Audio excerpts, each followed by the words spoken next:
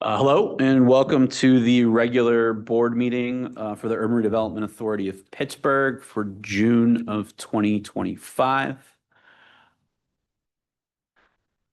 For those needing ASL interpretive services, please note the names on the screen and go ahead and pin them as noted on the slide.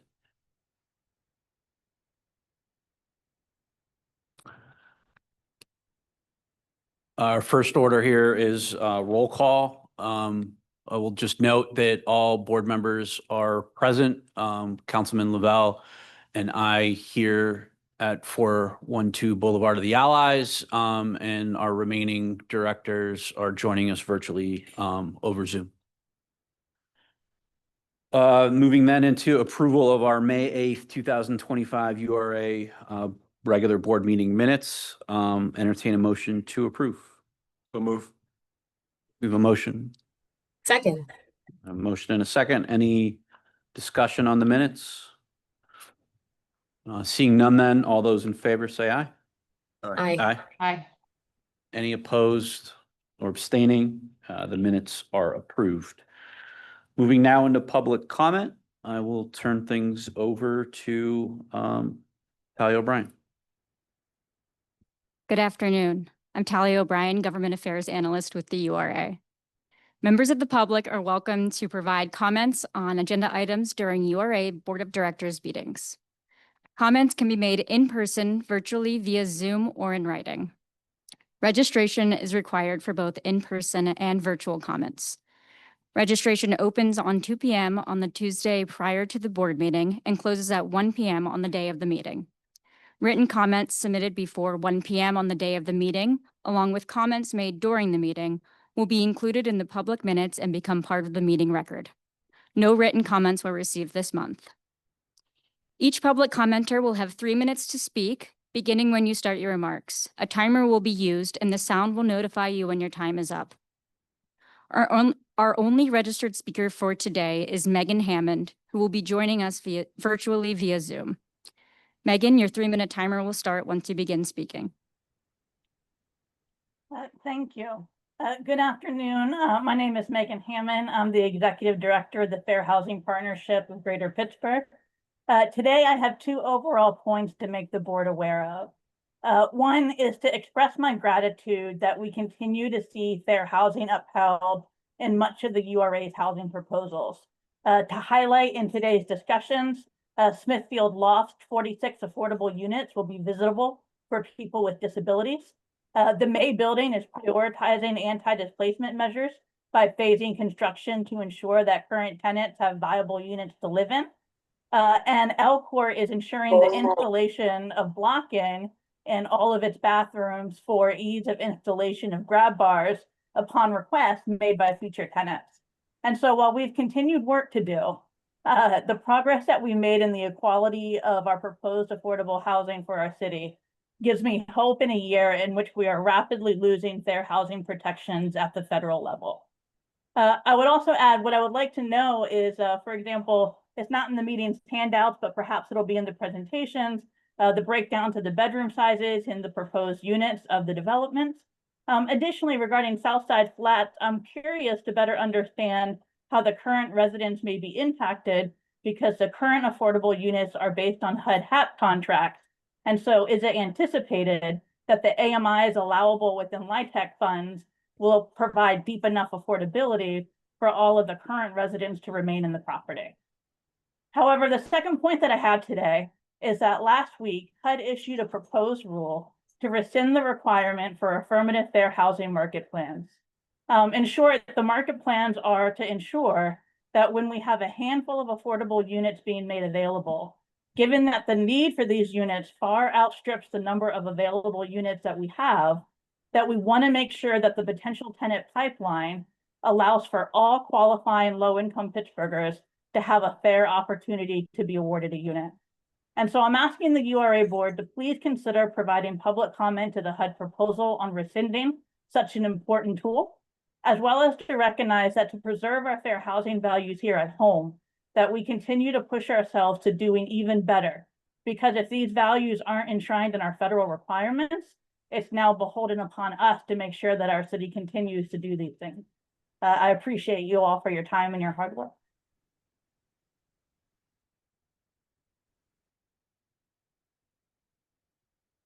Thank you, Megan. This concludes our public comment period. Thank you. Thanks, Talia. I forgot to note for the public that the URA Board did meet in our normal executive session today prior to our regular board meeting. Moving now into the first one, I will turn it over to our Executive Director. Thank you, Chairman. So I am thrilled to announce the 2025 class of URA interns. 3 of our interns attend Carnegie Mellon University. Afiva Cabal and Simon Corpus are both pursuing a master's in public policy and management data analytics. Emily Kern is pursuing her master's in public policy and management.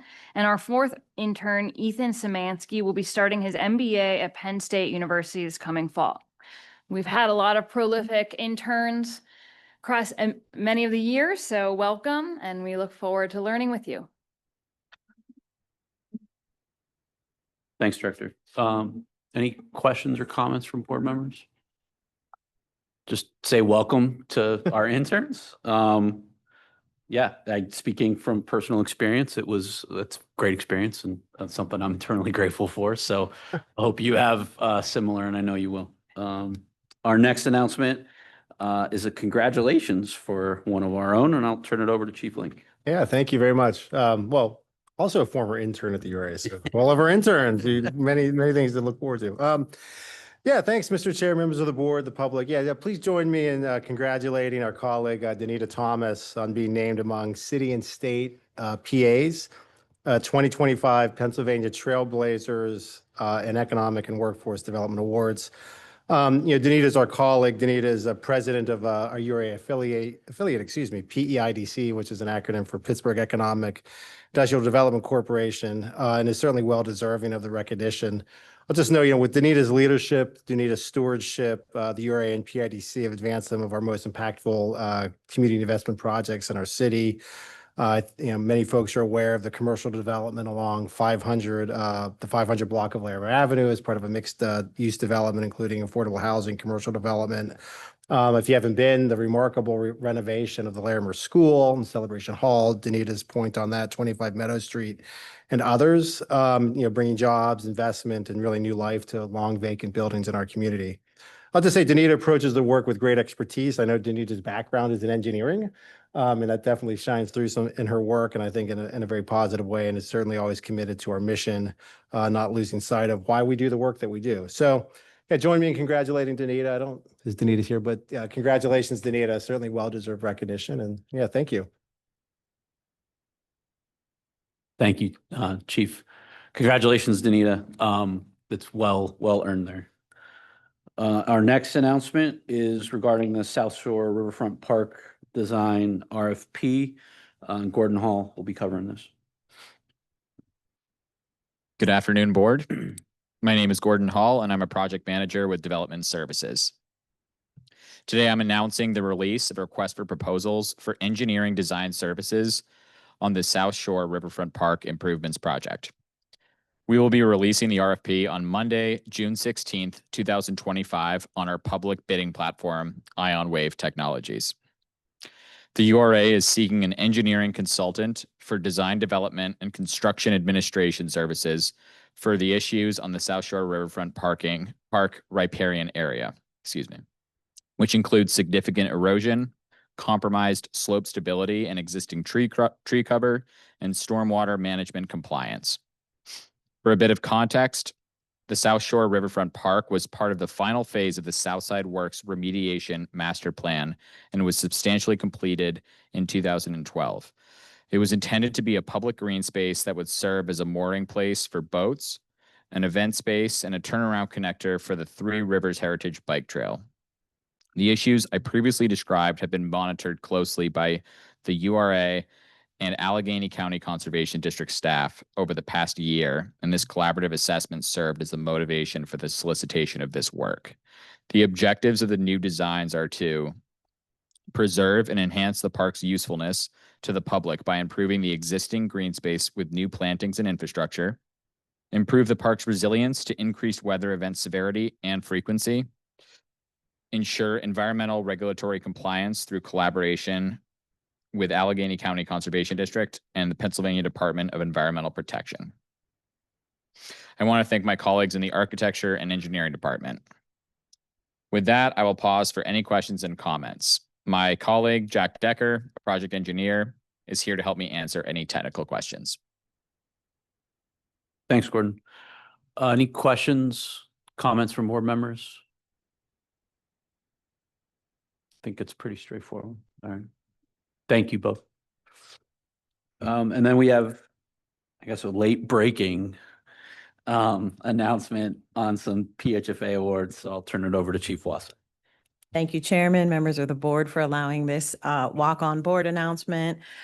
Yesterday, June 11th, 2025, PHFA, Pennsylvania Housing Finance Agency, announced the recipients of its 2025 Pennsylvania Housing Affordability and Rehabilitation Enhancement, or FAIR, program funding.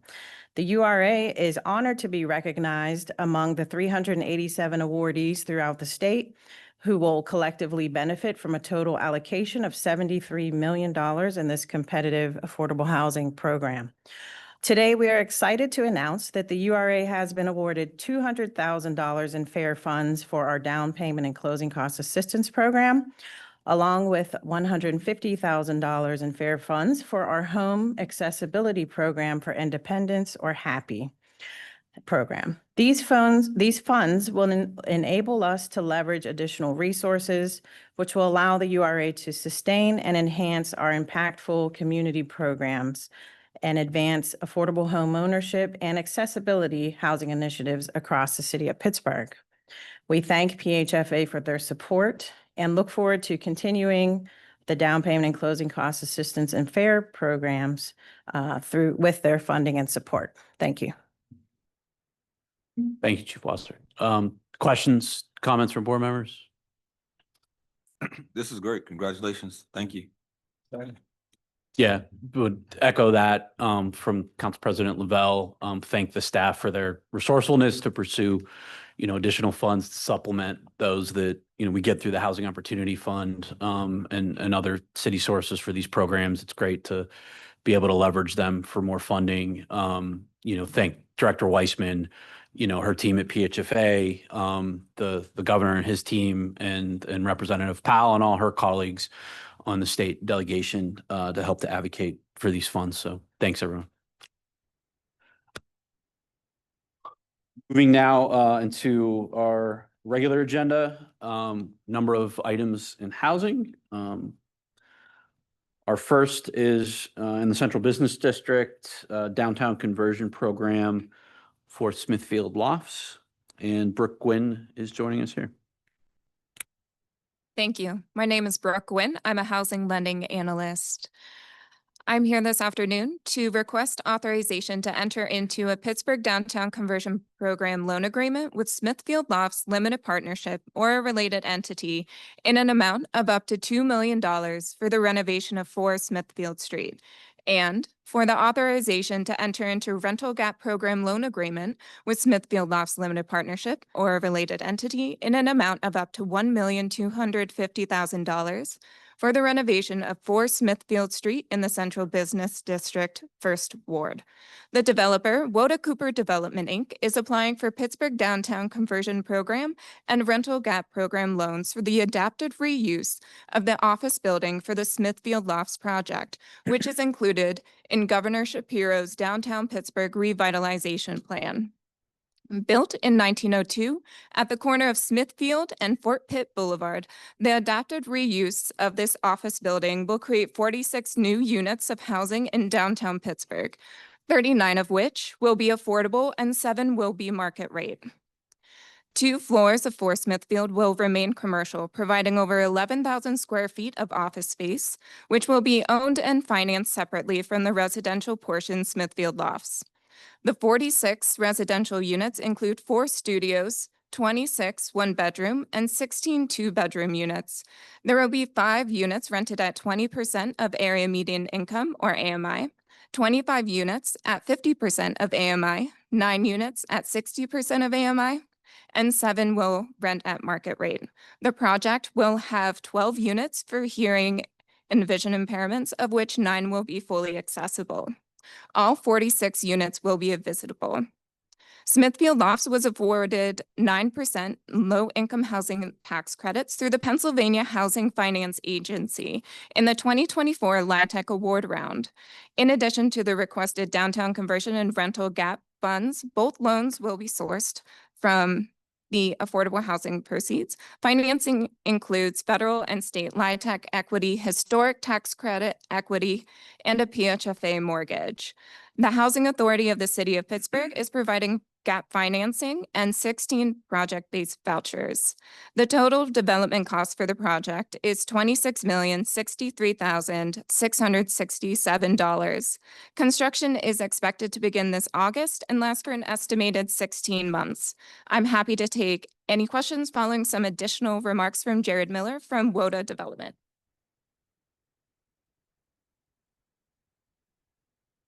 Hi, everybody. My name is Jared Miller. I serve as Vice President of Development for Boda Cooper Companies. Boda Cooper is an employee-owned developer and owner of affordable housing. We were founded in 1990. Since then, we've spread across 18 states and are headquartered in Columbus, Ohio. With this project, we serve as the owner, the manager, developer, and GC. We are vertically integrated. We do have an architect in-house too. For some background, but we decided to go with a local architect, Rothschild Doino Collaborative, here in Pittsburgh. Since our founding in 1990, we have constructed over 16,000 units in over 330 communities. And in Pennsylvania alone, we have 25 communities complete or starting construction. That equates to just over 1,200 units, primarily in the central and eastern PA region. Brooke also shared or asked that I share what we are most excited about. And I will say that what we're most undoubtedly excited about is to be in the city of Pittsburgh. We do have over 1,200 units, like I said, but not a single one yet in the city. So we're very happy to be here. And we want to thank you guys for the leading role that URA has had in making projects like this possible.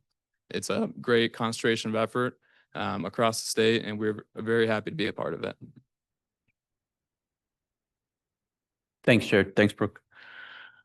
Questions, comments from board members?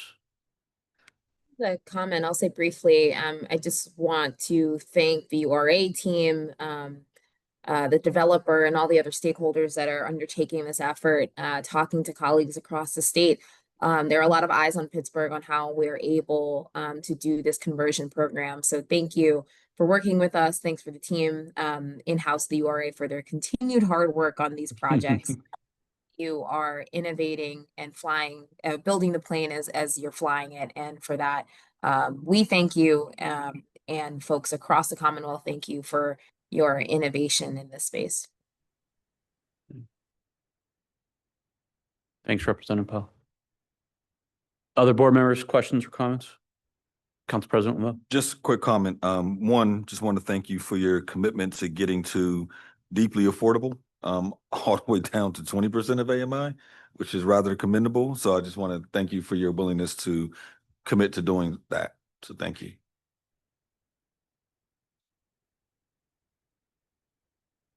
I don't have much to add from what my colleagues have said, before. And Jared, you said it, excited to see this as WODA Cooper's first project in the city. Appreciate, you rolling up the sleeves, to what Representative Powell said, and why other places are looking to Pittsburgh, is these conversions are not easy. And so, all the resources that it takes, from developers to layer in, from public partners to layer in, from the state, and locals, really does, take a whole kind of partnership approach. So, appreciate you, being in it with us, Brooke, the work of you and your colleagues, and our colleagues at the state to get here. So, thank you all for that. and look forward to, I see the construction timeline on there, construction getting underway soon, which is great to see too. So if there's no other questions or comments from board members, entertain a motion to approve. So move. We need a second. Second. All right. All those in favor? Aye. Aye. Any opposed or abstaining? All right, motion's carried. Thank you. Staying in the central business district, this time with the May building, and Brooke, you're still up. Thank you. Again, my name is Brooke Wynn. I'm a housing lending analyst. I'm here again this afternoon to request authorization to waive the rental gap program guidelines to exceed the maximum loan amount of $2 million and authorization to enter into a rental gap program loan agreement with KV May Building LLC or a related entity in an amount of up to $3 million for the renovation of 529 Liberty Avenue in the Central Business District, 2nd Ward. Beacon Community Services has applied for rental gap program financing to complete renovations on the May Building, a 1910 building at the intersection of Liberty and 5th Avenues. The building last saw substantial renovations in the 1970s. Beacon's plan to renovate the building will breathe new life into this 115-year-old building in downtown. The May Building is also included in the Governor's Downtown Pittsburgh Revitalization Plan. Currently, the May Building has a Housing Assistance Payments, or HAP, contract for 46 of the 88 units. The HAP contract will be maintained, and the May Building will be adding 20 additional units of affordable housing with new project-based vouchers through the Housing Authority of the City of Pittsburgh. This will bring the new total of affordable units to 66 out of 86 units. The total number of apartments will be reduced by 2 to accommodate layout changes to include accessible units. 10 of the units will be modified to meet uniform federal accessibility standards, and 4 units will be hearing and vision accessible. 22 of the 31 studios will be affordable, and 44 of the 55 one-bedroom units will be affordable to households at or below 50% of area median income. Supportive services at the May Building will be provided by Beacon's Community Engagement Department, as well as referrals and partnerships with local providers, including DHS. Since the building is 80% occupied, units are being held vacant as they become available at turnover in anticipation of the renovation. Construction will be completed in phases so that current tenants can temporarily move into available units within the building, limiting disruption to current tenants as much as possible. Energy efficiency is also a priority of this project, as the developer will be pursuing the National Green Building Standard certification. In addition to the rental gap program loan request, this 9% LIHTC project includes a permanent first mortgage through PHFA, funding from the U.S. Department of Housing and Urban Development's Green and Resilient Retrofit Program, Allegheny County Department of Human Services, and Allegheny County Department of Economic Development. PNC will be the tax credit investor for the federal, state, and historic tax credits. The RGP loan will be sourced from Home ARP, Home and Affordable Housing Bond proceeds. The total development cost is $38,599,139. Construction is expected to start in August of 2025 and last until December 2026. Joining us virtually is Jessica Sheldon from Beacon to speak a little more on this project. Thank you. Hi, thank you all. We are thrilled to be at this point on the verge of starting a renovation at the May Building, and so thankful for the URA's support. Beacon took over management of the May Building around 2018, and since that time has been looking for an opportunity to undertake a major renovation. As Brooke mentioned, the building has not really been touched since the 1970s, so there is lots of deferred maintenance, and residents unfortunately have to deal with occasional elevator breakdowns, leaks, and things like that that Beacon manages to fix and patch as we go. But this major renovation is really needed to improve quality of life and make sure the building lasts for the decades to come. So the scope of work includes new elevators, new roof, all new interiors, new mechanicals, new HVAC, basically all the systems getting replaced and the unit interiors getting replaced. And we'll be able to manage that without displacing any of the current residents. as well as increasing the number of affordable units in the building through the support of the Housing Authority, adding some project-based vouchers to the existing affordable units we have there. So we'll still keep a nice mix of some affordable and some market rate units in this building. We'll also be able to add resident services to our program there, as well as increase property management staffing to make sure we have a good team on site to maintain the building going forward. Beacon has a number of properties in Pittsburgh. We recently opened the Lecce School Apartments, which is now occupied, and we have 2 projects under construction right now in the downtown and uptown area, and so are very excited to be able to continue our partnership with the URA and the city to provide affordable housing in the city. Thanks, Jessica. Thanks, Brooke. Questions, comments for board members? No, just will note that Mr. Polite has been talking about getting this done for many, many, many, many years. So congratulations on you all's fortitude to push through and bring this to fruition.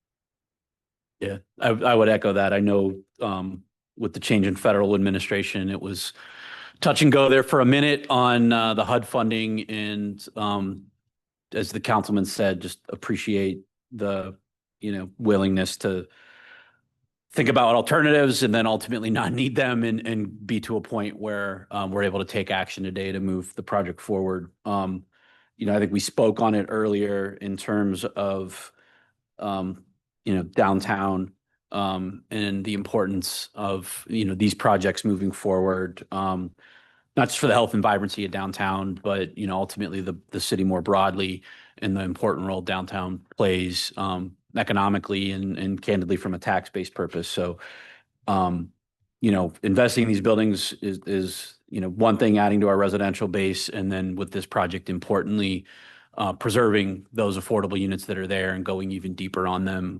Because if we're not able to preserve affordable units that we already have, we're doomed to make any headway in the deficit, that we know we need to address. So, thank you, Beacon, for your partnership on this. Brooke, you and your colleagues again for your work to get us to this point, and our partners at the federal and state level as well for bringing resources to bear. If there's no other questions or comments, then entertain a motion to approve. So move. We have a second. Second. All right. All those in favor? Aye. Aye. Aye. Any opposed or abstaining? Motion carries. Thank you. Next item on the agenda is in Homewood South for L Court Phase 1. And Brooke, you're still here. Turn it over to you. It's busy. Thank you. Once again, my name is Brooke Wynn. I'm a housing lending analyst.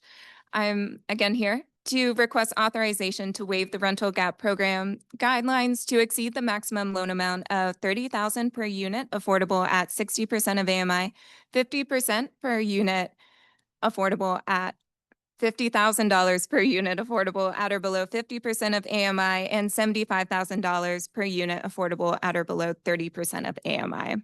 And to request authorization to enter into a rental gap program loan agreement with L Court Redevelopment LLC or a related entity in an amount of up to $600,000 for the renovation of 10 units at the listed addresses on L Court in the Homewood South neighborhood, 13th Ward.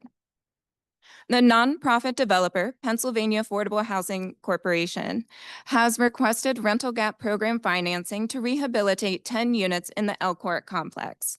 L Court, built in 1940, consists of 2 rows of townhomes that have been vacant for several years.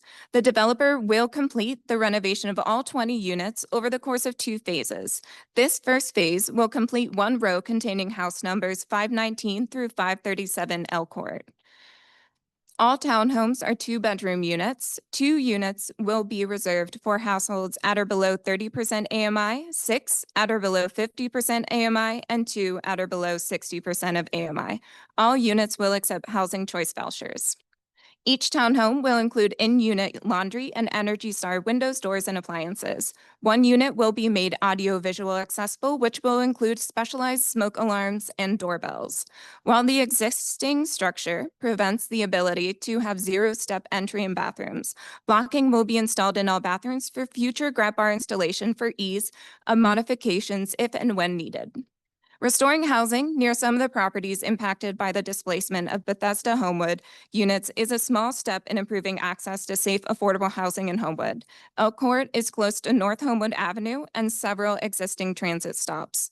Tenants will be connected with services from Neighborhood Allies and Operation Better Block. The total development cost is $2,607,000.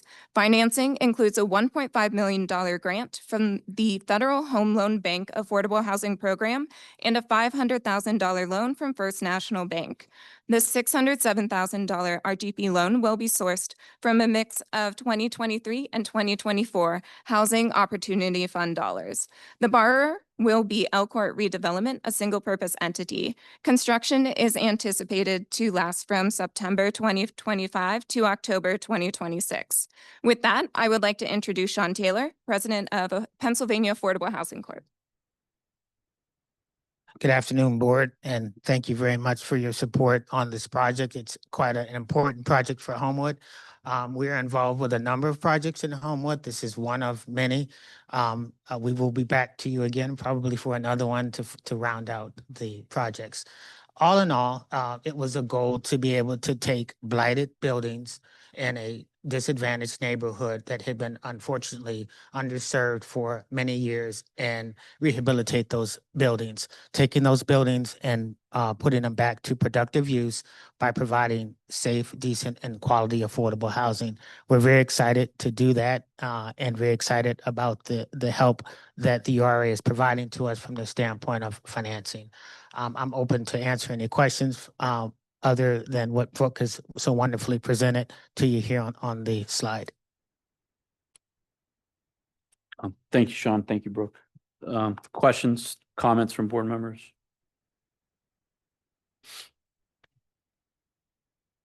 Sean, you were here a couple months ago. Yes. That was for a different set of properties, or was that action on just to refresh our memory? That was for the Bethesda portfolio, Right. and we closed on that 2 days ago, Kyle, after 18 months of working through that and trudging through it. Capital stack as long as this building, but trying to do everything we can do to do affordable housing. But we will have our hands full from the standpoint of development in this neighborhood, and we're very excited about that. And were these, I know Brooke in the presentation mentioned these as direct response to Homewood Bethesda, but were these part of that acquisition, or is this separate? These are a separate portion. Originally, Kyle, these were actually owned by Bethesda at one time and sold off to an out-of-state developer that remained blighted. And the Rising Tide entity was able to take them through conservatorship. We completed their cycle of land recycling and turning it back into the hands of a local nonprofit minority developer. So in reality, we would actually be the first entity to fully complete their cycle of conservatorship and land recycling. So another first, but they literally are a stone's throw away from the Bethesda portfolio. So we'll be able to shift crews very easily and rapidly to complete our construction. Okay. Yeah, it's great to see, obviously with how those properties were mismanaged and yes, disinvested in a drain on the community for so long. To know that this is happening, you have control of the other ones, and I know Rising Tide's working on getting control of more. Hopefully they'll, be more development partners that come to the table, like yourself in that vein, to continue to the investment and build upon that. And I know the properties that we're getting ready, through our property stabilization and investment, up and down North Homewood Ave, through investment of ARPA dollars should hopefully help to leverage all of that for Homewood as well. So appreciate, bringing this forth and for the opportunity for us to invest in it today. So if there's no other questions or comments from board members, entertain a motion to approve. So move. We have a second?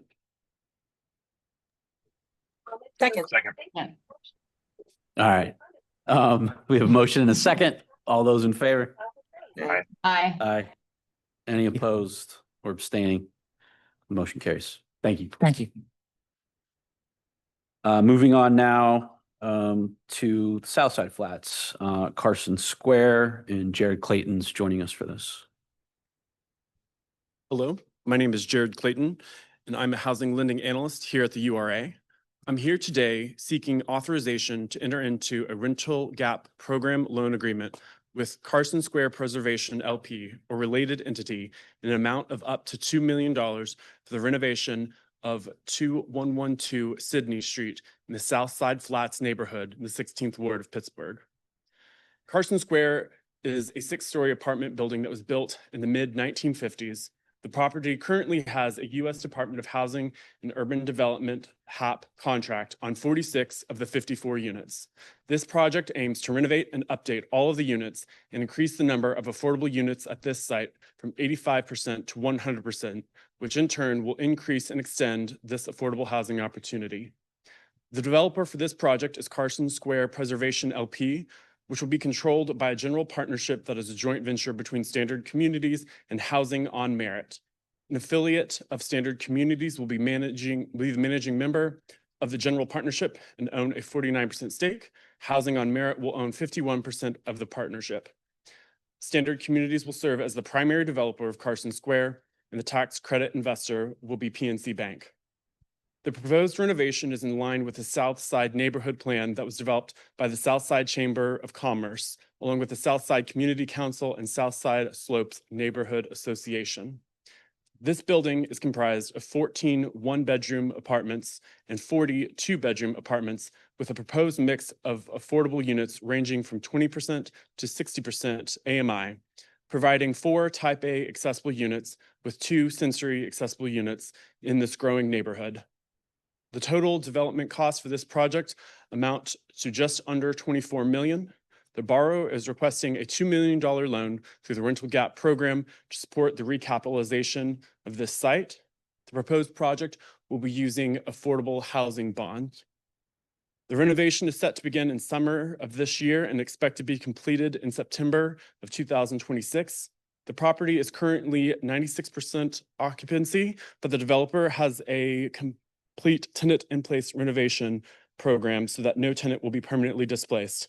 Shreg Jershin from Standard Communities is here with us in person today and will give a short statement, after which we're happy to answer any questions you might have. Thank you, Jared, and thank you, the URA, for having me. Very fitting that we came after the Homewood Bethesda presentation. As you all know, in 2018, the URA awarded us the project-based authority from the URA for Carson Square, which provides a HUD-HAP contract on 46 of our units. So we're really excited about this development to really make it a full circle moment for all of us to complete the renovation through the support of PHFA's 4% low-income housing tax credits. As a result of the renovation, we're going to do a substantial renovation on the building, really will include modernizing the units, modernizing the elevators and all of the building systems to ensure that we can provide affordable housing for the long term, and that this is a building that is in a thriving neighborhood and is providing deep AMIs for people.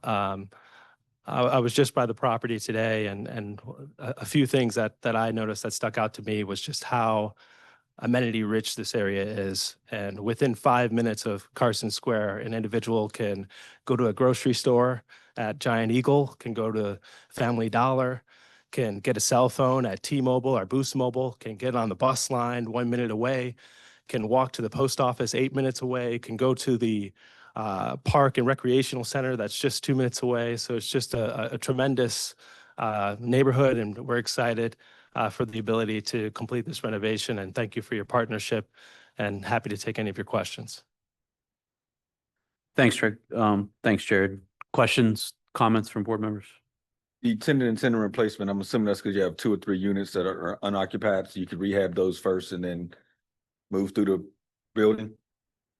Yeah, so the goal would be, we would be in an individual's unit from 9 o'clock to 5 p.m. that day. We'll be able to turn a standard unit in about a week. During that time period, we'll set up a lounge in our community room in the basement, where an individual will have access to refreshments. We'll also give them a voucher for a meal since they won't have access to their kitchen. But the goal would be that they would be able to go to their home each evening after the renovation. The exception is the UFAS units that are accessible units would take more work. And for those units, we're gonna put them in a motel or hotel for 30 days while they're out of their unit to complete that UFAS unit and then move them right back into their unit. Thank you. I don't think I've ever seen it done that way. Thank you. It's an innovative way to do it.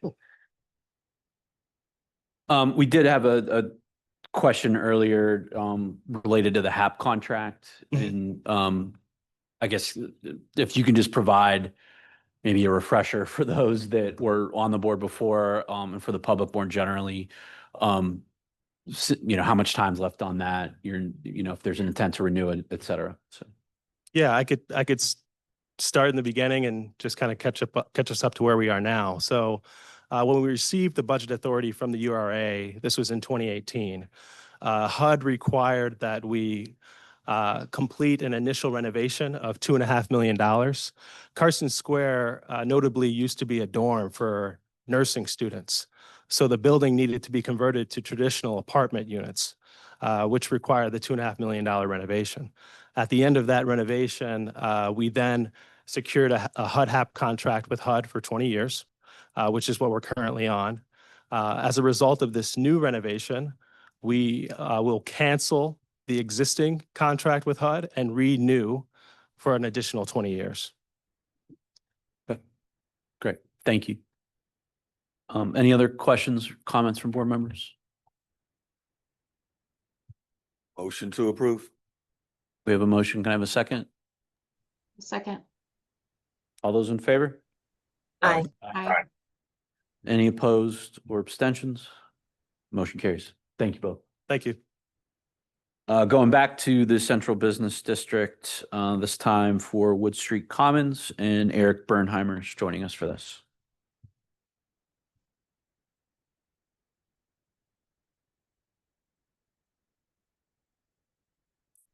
Good afternoon, URA Board. My name is Eric Bernheimer, and I'm the Housing Administration and Outreach Coordinator for the URA's Housing Department. I'm here today to request authorization to enter into a demonstration program grant agreement with the residences at Wood Street or a related entity in an amount of up to $125,608 for emergency housing-related repairs to the Wood Street Commons Shelter located at 301 3rd Avenue in the Central Business District, Ward 1. This project will support the rehabilitation of shared resources and facilities to support 259 affordable rental units. This rehabilitation will come in the form of a replacement vertical platform lift in the residential lobby, repairs for 2 broken residential showers, and a replacement HVAC unit above the front desk. The $125,600 grant would come from the HOF 2024 demonstration program line item.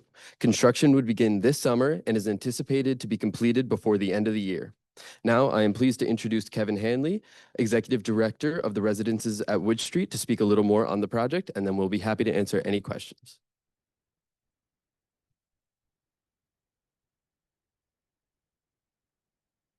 Thank you very much for having me today. For those who don't know, as Eric mentioned, we have 259 units of single room occupancy housing at Wood Street Commons. So that is deeply affordable, some of it providing housing to homeless and various programs with our partnership through Community Human Services, CHS, who provides supportive services to many of the residents within the building. Funding will be used for a couple of emergent needs in the building that came up recently. We'll be replacing the vertical lift in the residential lobby, which gets a lot of use based upon the clientele that we serve at the building and the residents that live there. In addition, the replacement of 2 showers. We did have a project started, and this is actually to assist that project because as we started the replacement of those showers, we came into some pretty significant plumbing issues that were discovered during the demo process. So this is going to help complete that project along with stabilize some of the plumbing within the building. And then finally replacing a air conditioning unit above the residential front desk that is used in the lobby space. Kind of one of the last pieces that had not been upgraded during the 2010, 2011 rehab that was done in the building. Great. Thank you, Kevin, and Eric. Any questions, comments from board members? No? All right, seeing none then, entertain a motion to approve. So move. A second? Second. Okay, all those in favor? Aye. Aye. Aye. Any opposed or abstaining? Motion carries. Thank you. Thank you for your time. That takes us to our consent agenda. We'll run through the slides here for the public's benefit. If the board has any questions or comments on any item on the consent agenda. Motion. If not, then yeah, entertain a motion to approve in its entirety. So move. We have a second. All those in favor? Aye. Aye. Any opposed or abstaining? Motion carries. With that, then I will entertain a motion to adjourn. So move. Second. All right, we have a motion and a second. We are adjourned. Thank you all. Thank you. all.